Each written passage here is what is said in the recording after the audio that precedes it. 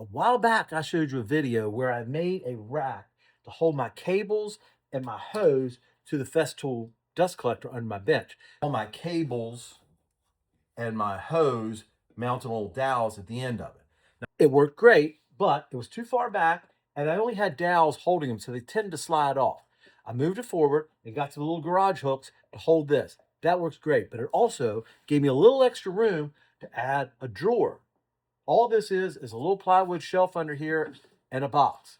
This way, I can have all my parts to this surface vise, and now they're right here where I need them. So basically, where you keep your tools is just as important as how you keep them.